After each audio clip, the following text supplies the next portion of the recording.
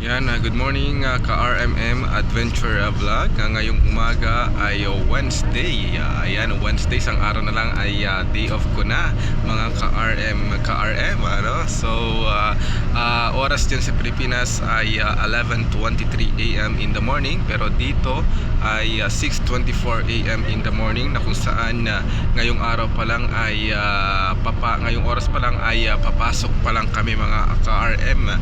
So, lahat yan makikita natin, madami pong mga pumapasok ngayon. So ganito po ang aming buhay dito sa Riyadh, Saudi Arabia, na kung saan kami po ay papasok sa magkakaiba-ibang department, pero magkakasama po kami sa iisang company. So ayan, K3 yung pangalan ng company namin. So kami naman ay papasok sa Riyadh Airport, sa King Khalid International Airport. So ang layo po yung aming lalakbayin ngayong oras na to. So ayan, so nakikita nyo yan, ito po yung tinatawag na disyerto. Ayan, marami pong camel dyan mga ka-RM. So actually marami po tayong mga nakikitang camel, pero nasa malayo. Ayan, so ayan, malinis po yung daanan at maluwag po ang trapiko dito, at unlike po sa bansang Pilipinas kung saan ayan po sa Commonwealth Avenue, Quezon Avenue, ayan sa Manila, ayan, so talagang napakasikip po yung daloy ng trapiko. Pero dito po sa going to King Khalid International Airport ay talagang hindi siya gaanong matraffic. Pero kapag tayo ay pupunta sa mismong city Riyadh ay talagang makita natin yung dagsaan ng mga sasakyan. Napakabigat din yung daloy ng trapiko. So kala ko nga mga ka-RM ay kala ko sa Pilipinas lang yung may traffic, hindi rin pala, pati rin dito sa Riyadh ay sobrang bigat din po yung trapiko mga ka-RM. So ayan, so actually marami pa tayong maipapakita ngayong oras na to. So ayan, antabay lang. So ito ay konting update lang mga ka-RM. So actually ang pagiging isang OFW dito, hindi siya madali, no?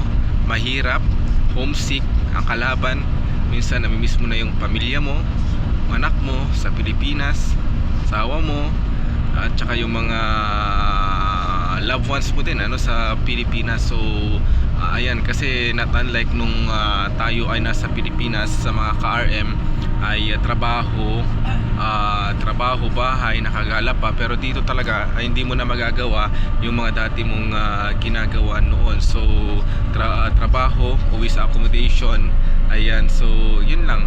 Minsan di ka pa nga nakakain, no? So actually talagang in reality talaga totoo pala mga ka-RM, so yung mga sinasabi ng mga OFW. So akala natin madali lang, akala ng iba mapera ang mga OFW, pero hindi nila alam mga ka-RM ay pinapadala nila lahat yung mga pera nila sa kanilang mga loved ones hanggat walang natitira. So minsan nakikita natin, di ba, parang masaya ka na naibibigay mo lahat yung mga pera mo, na nakikita mo silang kumakain ng masarap, pero ikaw, kung ikaw nagtitiis ka lang sa mga biscuit, sa mga cup noodles, ayan, so minsan di ka na kumakain ng kanin.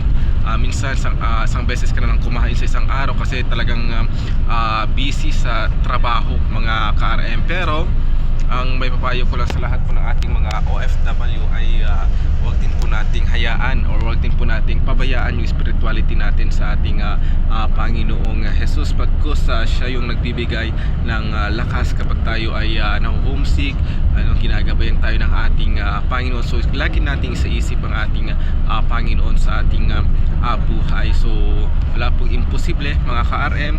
So magtiyaga tayo, sa isip natin ang ating Diyos nandiyan lamang. Hindi tayo pababayaan sa kahit anumang kahit anong paman yan mga ka-RM. So yan mga ka-RM, hanggang dito muna tayo mga ka-RM. Mamaya magpapakita ako ng mga iba't ibang videos, video sa loob at labas ng King Khalid International Airport.